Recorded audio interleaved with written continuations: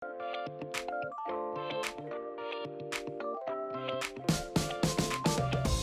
guys! J'espère que ça va. Aujourd'hui, je t'explique comment faire mon petit turban. Celui-là, c'est lui de ma fille, fait qu'il est légèrement trop petit, mais tu vas pouvoir en faire un pour toi, pour ta fille, pour ta nièce, pour ta meilleure amie, pour ta mère, pour ton chum, pour ton chien, pour ton chat, pour ton oiseau, ta perruche, pourquoi pas. Juste là. Reste ici et continue à écouter, ça s'en vient. C'est là, juste pour toi.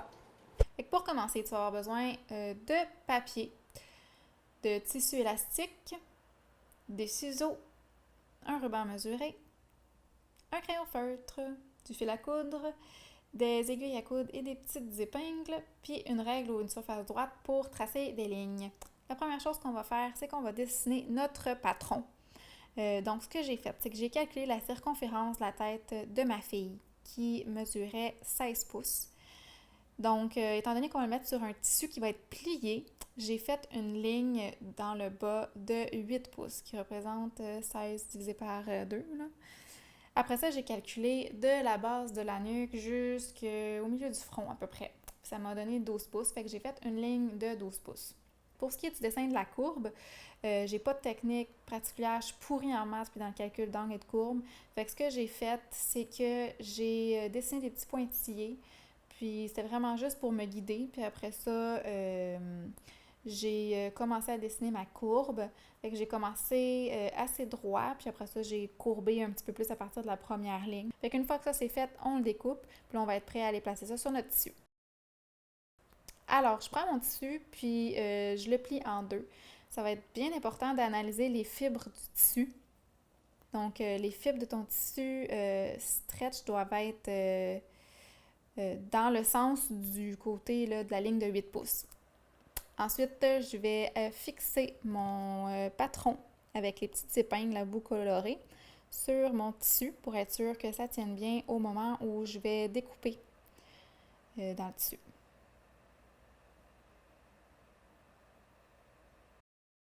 Quand je vais venir découper, ça va être bien important de découper les deux épaisseurs de tissu en même temps. Le plus simple, ce qui va le mieux, c'est de faire des grands coups de ciseaux pour éviter de faire des coches dans ton tissu. Ça sera un peu moins cute. Voilà, tu défais ça, puis tu as un joli casque. Là, on va être prêt à aller coudre. La première chose que tu vas faire, c'est venir enfiler ton fil. Ici, je l'ai doublé. J'ai fait environ 3 nœuds au bout. Ensuite, tu vas t'assurer que ton tissu est du côté inverse, donc pas le côté là, qu'on va voir sur la tête.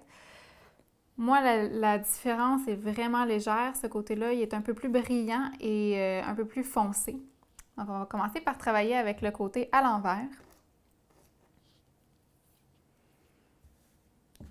Là, on va venir faire des plis partout autour du chapeau. Fait que dans le fond, on va commencer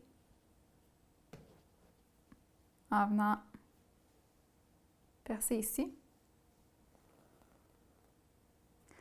Et là, pour faire les plis, c'est pas compliqué. On fait juste passer l'aiguille d'un sens puis dans l'autre. Donc là, je perce de ce côté-ci. Puis je viens percer dans l'autre sens. Je fais des zigzags comme ça. Environ la distance entre chaque couture, si on veut, va être environ la distance de l'aiguille, peut-être un petit peu moins. Puis dans le fond, ce qui va arriver à la fin, quand on va tirer, c'est que ça va faire des plis comme ça, tout le tour du chapeau. Alors, je continue. Là, je suis rendue ici. Alors, je perce à l'extérieur et à l'intérieur.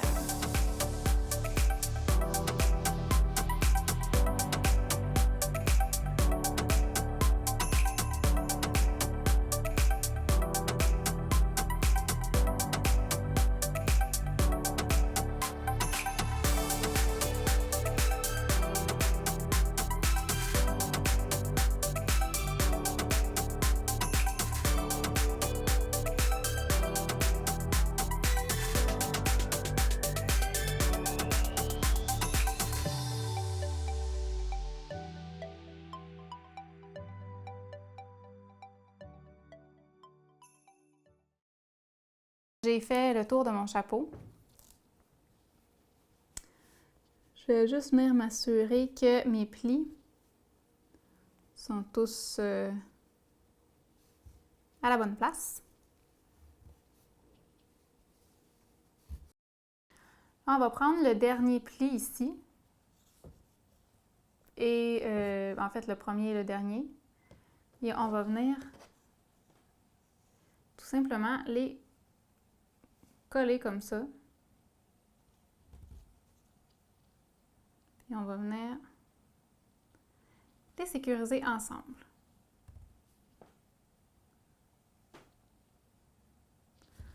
Donc, je vais repasser quelques fois pour m'assurer qu'ils tiennent bien ensemble.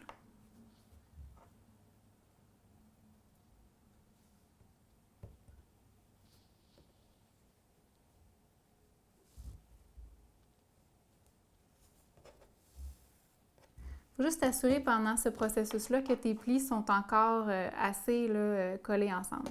Et là, ce que ça va faire, c'est que ça fait ici un trou dans le milieu de ton chapeau. Et ce trou-là, on va vouloir venir le fermer. Alors, pour fermer le trou, ce qu'on va faire, c'est qu'on va passer dans les plis. Et là, je te montre et je vais t'expliquer en même temps. Alors, je passe dans les plis ici. J'en prends seulement 3 à la fois. Puis je vais quand même percer proche là, du côté, que ce soit le côté ici ou le dessus du pli ici. Fait que j'en prends 1, 2, 3. Je vais tirer et ce que je vais faire, c'est que je vais venir faire exactement la même chose de l'autre côté. Alors, je recommence ici avec mon premier pli. Là, j'en prends un petit peu là. On se rappelle près du bord. 1, 2, 3. Et là, je vais tirer mon fil. Je vais juste démêler ça. Mais je ne vais pas le tirer au complet, là, très serré. Puis là, je vais retourner où est-ce que j'étais rendue. Donc là, ici, ces plis-là sont attachés ensemble. Alors, je vais commencer de l'autre côté, au pli qui n'est pas encore attaché. Alors, celui-là, on l'avait attaché. On commence celui-ci. Alors, je sélectionne 1, 2, 3. Et je viens légèrement tirer. Je retourne immédiatement à l'autre côté. Alors, je t'ai rendu ici. Alors, j'en fais 1, 2, 3. Et je tire. Là, je ne sais pas si tu peux bien voir, mais ça fait comme un zigzag. Puis quand on va venir tirer tantôt, ça va venir fermer ici le trou ensemble. Il me reste 6 plis ici en haut. Ça se pourrait qu'il t'en reste 4 ou 5 ou 6. 6, c'est pas mal le maximum. Ce qu'on va venir faire, c'est qu'on va venir attacher ceux-là ensemble pour former comme une courbe ici. Mais avant, on va venir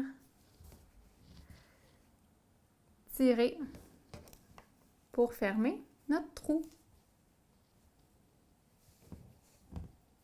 Alors là, il reste nos plis du haut qu'on va venir tout simplement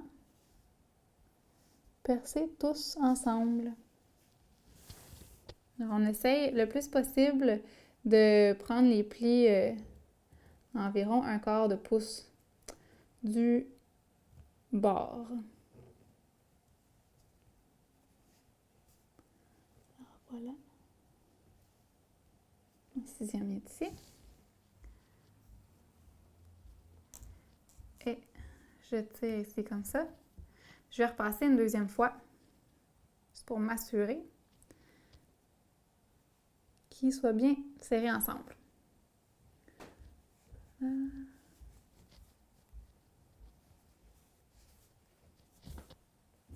Alors, c'est ce qui complète ce côté-ci. Tu peux voir qu'il n'y a plus de trous. Maintenant, ce qu'on va faire, c'est que je vais passer l'aiguille de l'autre côté. Et on va compléter la même étape avec le bon côté du chapeau cette fois-ci. Alors, je vais commencer avec mon premier pli ici. Et je fais exactement la même chose. Donc, j'en prends un.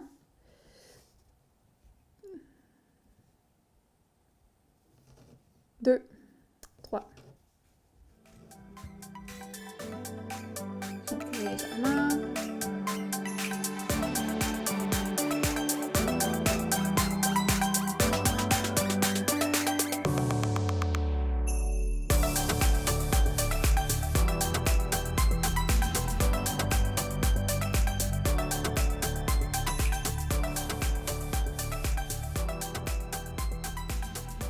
Voilà, ton chapeau est maintenant complété.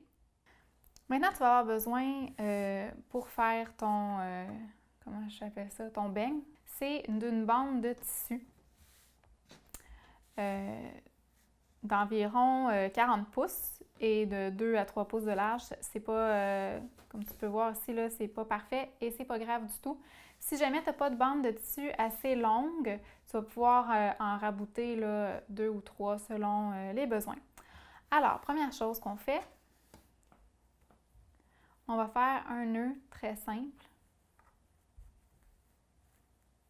Ici comme ça. Puis, de la largeur d'un doigt, là, le trou ici. On va commencer avec la petite bande. On va tout simplement venir rentrer à l'intérieur la petite bande. Jusqu'à temps qu'il nous reste, moi j'ai juste fait un tour, là, jusqu'à temps qu'il nous reste juste un petit bout aussi, puis que ça ne serait pas suffisant pour tourner à l'intérieur. Et là, on va venir travailler avec l'autre côté.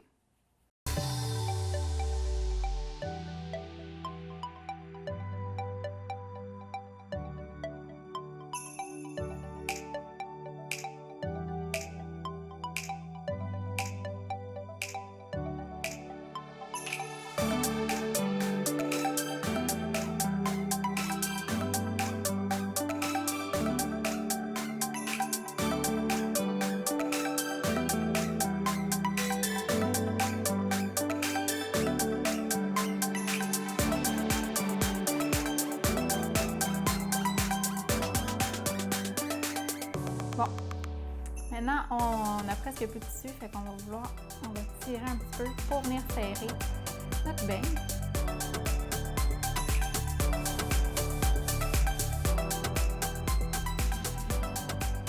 Et là, il devrait nous rester un petit bout qu'on va tout simplement venir fixer sur le devant du chapeau avec notre aiguille qu'on avait laissée ici.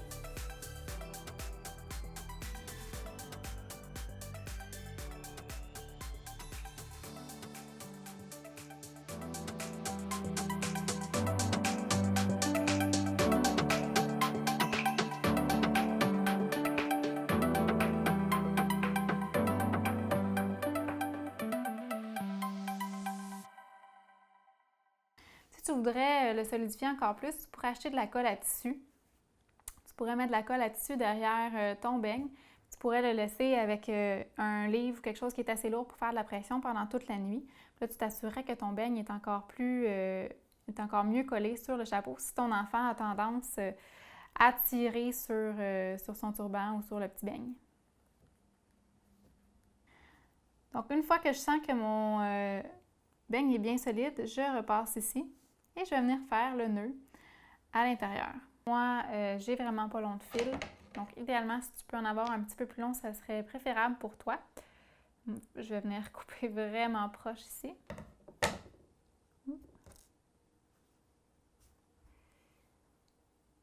Et là, il suffit de retrouver le fil du début et de venir les attacher ensemble et de former un nœud. Alors voilà, le turban est complété. c'était pas plus compliqué que ça. Ouf! C'était un petit peu plus compliqué que je pensais vous expliquer ça en vidéo, mais j'espère vraiment que vous avez tous bien compris. Si jamais vous avez des questions, gênez-vous pas pour m'envoyer un message. Je vais essayer de clarifier les choses. Et moi, j'espère bien voir la binette de vos enfants ou la vôtre sur Instagram avec le super turban. Là-dessus, je vous souhaite une bonne après-midi, une bonne soirée, une bonne nuit, bon matin, dépendant d'où vous êtes dans la journée. Et je vous dis à la prochaine!